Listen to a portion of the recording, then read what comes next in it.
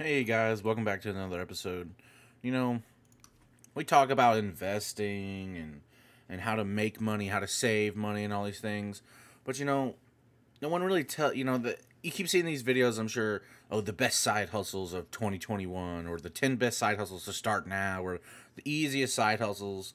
Well, what if you want to turn your side hustle into a business? Like how do you do that? Well, that's what we're going to talk about today, right? How to turn your side hustle into a business. Because a lot of people might ask you, can I turn my side hustle into a full-time job? Well, yeah, of course, right? You need to take control of your income, your career by going into business for yourself, right? And we're going to go over some tips on how to do this. So, now more than ever, a full-time job feels like a bonus, not a guarantee, right?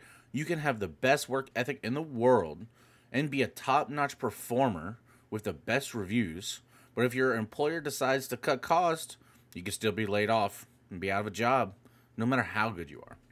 So, how are you going to take back some control over your work and your income? Well, we're going to talk about how to take your side hustle and turn it into a full-time job. The first thing we're going to talk about is work hard, right? And there's some keys to making this transition a successful one so you can stop worrying about your job and start worrying about your business, right? Obvious, maybe, but essential. Essentially, there are two ways to increase the income from your gigs: work more hours, or you can charge more money, right? Should you start with the first, you know, probably best, because if you start with working more hours and you get better at it, eventually you can figure out how to do the second one, which is charge more money. With the practice that comes along with working more hours, you'll improve your skills at your chosen hustle. Take time every week to mentally review what went well and where there's room for you to improve. Then, the next week, you look for opportunities to get a little better. Each time you improve your skills, you're making the service you offer more valuable to your customers. The next thing we're going to talk about is to look for opportunities. Because, if you're going to succeed, you'll need to find what makes you stand out from the pack, right? And then you want to lean into that really hard. Just really, go into that. Right? Think about what you're good at and figure out who needs you, right? I got a friend that's really into cars. He's a really good, mechanic. He knows how to fix cars and all that stuff, right? And so on the weekends, whenever he's, has an off day or anything like that, he would work on, friends' cars and stuff like that, and he would earn a little extra money, charge him lower prices and stuff, but the more he does it, the better he gets with it, because with practice, he learned how to be really good at doing this, right? So then eventually those people, right, who tell their friends about it, get him to come work on their stuff because he's so reliable. And then as it goes on, he word of mouth spreads, and now all of a sudden he's got a side hustle, right?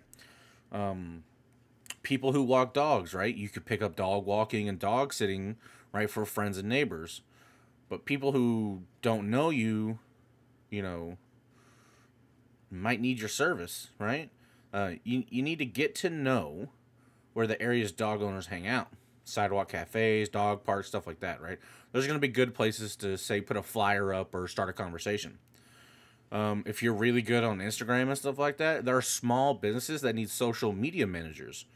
Get in front of small business owners who are struggling and strike up some good conversation and talk about how you can help them, right? The next thing to talk about is going to be your niche, right? Because as you add more clients, ask them to pass your name onto their friends and colleagues if they like your work. Now, if they don't like your work, you should ask them why so that you can improve. Improving should be your number one goal. Not everyone's going to hire you, but that's fine. You're not trying to find every client. You're trying to find the right client. That's because if you can find a way to specialize a little bit, you can find a way to stand out from the pack, and that lets you charge more money. Take notice of your best customers. What do they have in common? Where can you stand out? So back talking about my friend the mechanic, right? In his case, right, his best customers, right, were basically his, coworkers, right?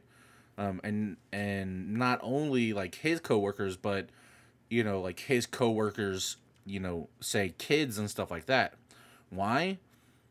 Well, because everyone's got car problems, and having someone who's reliable can fix it very easily is just, it's better than taking it to a repair shop, right?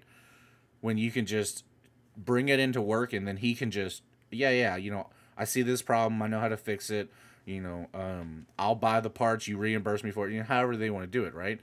And it's really good for him, right? Because they have a problem, he has the solution, right? Let's talk about the dog walker scenario, right? So the same concept is going to apply there, right? You got to pay close attention to what your customers need, because that's going to end up paying off really well.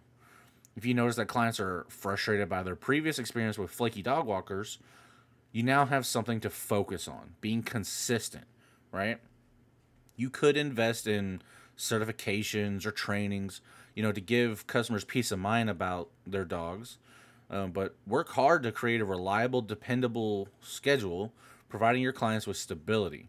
Then you can advertise these qualities as you're looking for new clients and stand out as a dog walker who goes above and beyond to make your customers feel relaxed and secure. We were talking about Instagram earlier. Well, for the side hustler who prefers to work at home, standing out is something you'll do online, not in person. Show off your personal style. Share before and afters, right? Look for businesses that are a match for your personality. Give your future clients an idea of how you can help their business look good online. Another thing you want to do is scale it up, right? Scaling up your business is the final key to taking that side hustle into that full-time territory that you really want. You've perfected your skills, targeted a particular set of customers, taking care to solve their most pressing problems. Now you need to look for a way to expand. Next thing we need to do is we need to add more value, right? Maybe, instead of people bringing, the cars to work, maybe, maybe my mechanic buddy, he could, say, hey, instead of bringing it up here the next day, if you want to wait, I'm off on Thursday. I'll come there. I'll fix it. Just leave the keys, say here, and I'll be able to do it while you're at work. Take care of it. Be in and out of the way, right? Easy peasy, right? The dog walker, right? You could add more services, right? Dog baths, nail care, playtime, right? That way you can increase your earnings from each client. You can also offer dog sittings or like private doggy daycare, stuff like that. And then the social media manager, you could probably offer content creation in addition to managing social media accounts, such as blog writing or graphic design. Or if your skills lean towards the organizational, you can offer virtual assistant services to your clients as well. And I know that virtual assistants have been popping up left and right, and a lot of people say the best thing as a business owner, the best thing that I can get is for someone to be able to allow me to have more time in the day to focus on growing my business. So anything I can get off of my plate, paperwork or any little thing, answering messages, emails, anything I can get off my plate to focus on getting new customers and expanding is just, they say it's just, it makes such a difference, right? That's just such a big deal. The next thing you want to talk about, boost your professionalism, right? Because you need to be as professional as possible. You need to take the time to be as professional as you can.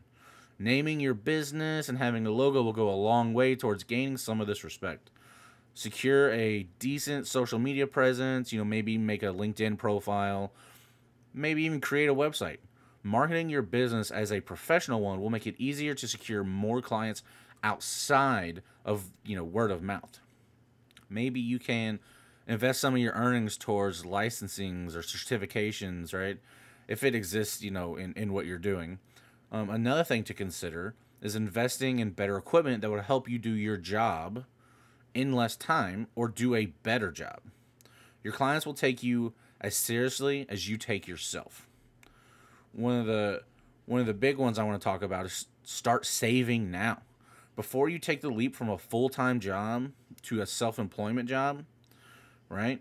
you'll want to make sure you build up the best foundation you can, right? Create or continue your emergency fund, right? Because if you haven't yet, now's a great time to fill out that emergency fund. Start funneling extra cash here so you can have a buffer for protection later.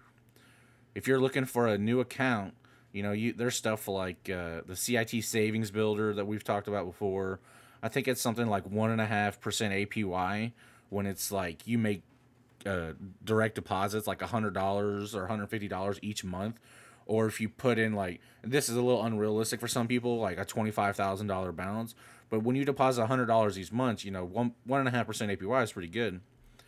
Another thing you want to do is set up business banking. You need to take time to do that, right?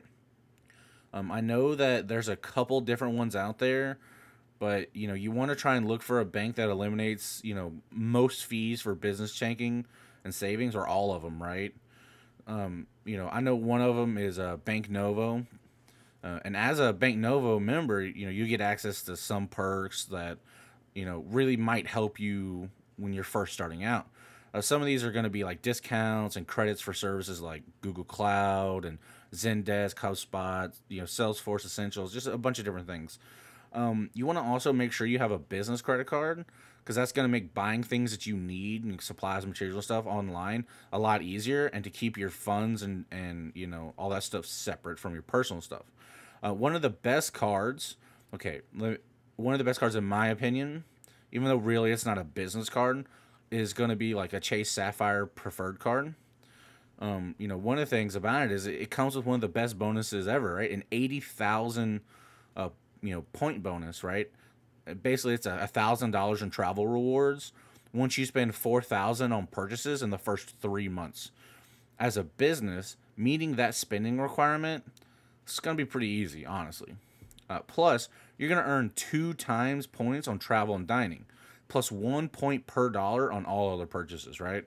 So, you're gonna get those points pretty quick. Plus, you're gonna rack up those points and be able to take those vacations you haven't been able to take because you're too busy working that 9 to 5. So, let's try to summarize this all up. Going from a side hustle to full-time job, it's not impossible. It takes some planning and some hard work, though. Assuming you're not allergic to either of those, you can lay out a strategy for turning your occasional gigs into an actual small business. Focus on learning as much as you can while you still have a day job. Funnel your resources into providing the best possible value to your target customers. I promise you they're going to thank you about it, and you're going to sleep well knowing you're in control of your future. Hopefully you guys like this video. If you're not subscribed already, go ahead and subscribe to the channel. Go ahead and give this video a thumbs up if you liked it. And until I see you guys in the next video, y'all be safe.